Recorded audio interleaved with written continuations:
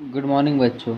आज हम आपके सामने पटेल विद्या एकेडमी में ग्रेविटेशन चैप्टर के आगे की थ्योरी और नोट्स लेकर आए हैं, जिसमें आज हम डिस्कस करेंगे कि जब किसी ऑब्जेक्ट को अर्थ की सरफेस से ऊपर थ्रो किया जाता है तो उसमें ग्रेविटेशनल एक्सेलरेशन मतलब जी की वैल्यू, गुरुत्वीय त्वरण की वैल्यू क्या होती है या कैसे हम निकालेंगे, कैलकुलेट करेंगे, उसके बारे में डिस्कस करेंगे।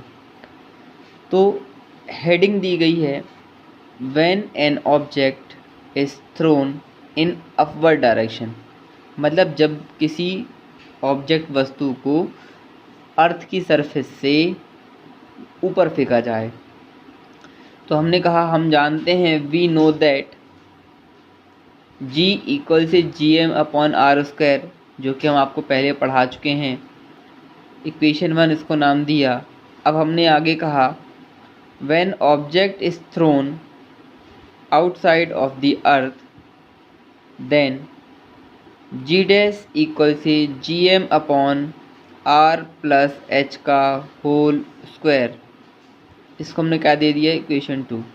अब समझने वाली बात है कि ये r प्लस एच कहाँ से आया। तो आपको मैंने बताया कि ये r क्या है, अर्थ की रेडियस है, और आप ओ सेंटर पर रह के किसी ऑब्जेक्ट को थ्रो करते हैं तो वो अर्थ की सरफेस से h हाइट ऊपर चला जाता है। तो ओ से बाहर वाले सरफेस की जो टोटल रेडियस होती है वो r प्लस एच हो जाएगी। हमने इक्वेशन 1 एंड 2 को कंपेयर किया। कंपेयर करने में हमने क्या किया है, इक्वेशन 2 से इक्वेशन 1 को डिवाइड किया। Equation 2 divide by equation 1, G dash divide by G dash की वैल्यू है G M upon R plus H का होल स्क्वायर, और जी की वैल्यू है G M upon R square. ये दोनों को डिवाइड करेंगे कुछ इस तरीके से। इसके बाद ये ऊपर वाली टर्म सेम रहेगी, लेकिन नीचे की जो डिनोमिनेटर है हर है वो रेसिप्रोकल हो जाएगा, मतलब कि पलट जाएगा। तो ये हो जाएगा G M upon R plus H का होल स्क्वायर इंटू, ये पलटिएगा तो R square upon G M से जी एम कट हो गया, यहाँ का बचा आर स्क्वायर और डिनोमिनेटर में बचा आर प्लस एच का होल स्क्वायर। अब हमने करना क्या है, आर प्लस एच का जो होल स्क्वायर है उससे हम आर स्क्वायर कॉमन निकालेंगे। ब्रैकेट के अंदर आर की जगह बचेगा 1 प्लस का प्लस। अब दिमाग में आया कि एच के साथ तो आर है नहीं, तो कॉमन कैसे निकलेगा। तो एच के साथ आर नहीं था, इसलिए हमने एच के अपॉन में क्या लगा दिया, आर। तो इस इक्वेशन में हो गया R square upon R square in bracket 1 plus H upon R का होल स्क्वायर। ये आर स्क्वायर से आर स्क्वायर कट गया तो बचेगा G dash upon G dash upon G. इसके साथ ही यहाँ आ जाएगा 1 upon 1 plus H upon R का होल स्क्वायर। अब ये जो स्क्वायर है इसको हम ऊपर ले जाएंगे तो ये +2 से हो जाएगा -2। फिर बाइनोमियल थ्योरम कहती है कि ये जो -2 है इसको हमें ऊपर लेके जाना है, तो ये बाइनोमियल थ्योरम के अकॉर्डिंग ये अंदर चला जाएगा ब्रैकेट की। तो बाइनोमियल थ्योरम क्या कहती है, बाय बाइनोमियल थ्योरम जी डैश अपॉन जी है, सेम का सेम है, इक्वल 1। ये प्लस की जगह -2h हो गया, क्योंकि फॉर्मूला होता है 1 प्लस एक्स की power 1 plus X whole bracket की पावर होता है n, 1 प्लस एक्स की होल पावर n। तो ये n अंदर चला जाता है इस हिसाब से। अब ये जी यहाँ डिनोमिनेटर में था, इसको हम ट्रांसफ़र करेंगे क्रॉस मल्टीप्लाई, तो ये डिवाइड से इनटू में आ जाएगा। तो इक्वेशन हो गई G dash equal G in bracket 1 - 2h upon R. इससे आप बाहर जो आपने ऑब्जेक्ट अर्थ की सरफेस से आउटसाइड में थ्रो किया था और ये एक नया पाथ आपने जनरेट किया, उसमें जो ग्रेविटेशनल एक्सेलरेशन था उसको हम जी डैश से डिनोट कर रहे हैं। उसकी वैल्यू होगी जी इक्वल से 1 - 2h अपॉन आर।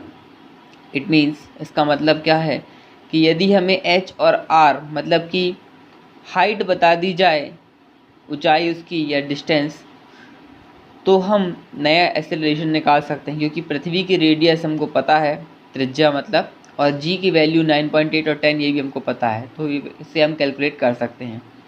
अब हमने अभी पढ़ा है कि ऑब्जेक्ट को हम अर्थ के सरफेस से ऊपर फेंक रहे हैं। अब इसके आगे हम डिस्कस करेंगे कि ऑब्जेक्ट को थ्रो करेंगे पर वो ऑब्जेक्ट जो है वो अर्थ के सरफेस के अंदर ही रहेगा। इसको नोट कर लीजिए, फिर आगे करते हैं। अब हम बात करेंगे when object is throne inside the earth, मतलब जब आप अर्थ पे खड़े हैं उसके रेडियस पे मतलब सेंटर पे, और आपने किसी ऑब्जेक्ट को थ्रो किया और वो उसके अंदर ही रह गया। देखते हैं ये बाहर की सरफेस, ये जो रेड है ये है क्या है, अर्थ है, उसकी रेडियस कितनी दी गई है आर। आप इस ओ पॉइंट पे खड़े हैं और यहाँ से आपने किसी ऑब्जेक्ट को थ्रो किया तो अर्थ के सरफेस के अंदर ही रह गया। कितना इनसाइड है वो एच, तो वो जो टोटल रेडियस है अंदर वाले की वो हो जाएगी आर माइनस एच। अब हमने पढ़ा है या हम जानते हैं, we know that G equal से G F upon R square, हम अभी पीछे भी यूज़ कर चुके हैं। अब हमें यहाँ मास की वैल्यू चाहिए। मास क्या होता है, तो मास इक्वल से होता है वॉल्यूम इनटू डेंसिटी। वॉल्यूम में क्या होता है कि जब आप किसी भी स्पेयर का वॉल्यूम पढ़ते हैं तो होता है 4/3 पाई आर क्यूब, मतलब गोले की जो आयतन होता है गोले का वो होता है 4/3 पाई आर क्यूब। अब यहाँ पे ये कह रहा है मास इक्वल, मास को हमने m से डिनोट किया, वॉल्यूम का होता है 4/3 पाई आर क्यूब, और डेंसिटी को रो से डिनोट करते हैं, ये p जैसे को रो कहा जाता है। अब यहाँ पे बाहर वाले जो सर्कल है उसकी रेडियस कितनी ली है हमने, कैपिटल आर, इसलिए आर क्यूब।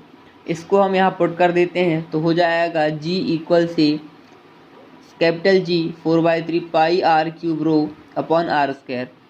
ये आर स्क्वायर से यहाँ आर स्क्वायर कट जाएगा, एक आर बचेगा, तो इक्वेशन आ गई जी इक्वल से जी 4/3 पाई आर रो, इसको दे दिया हमने इक्वेशन 1।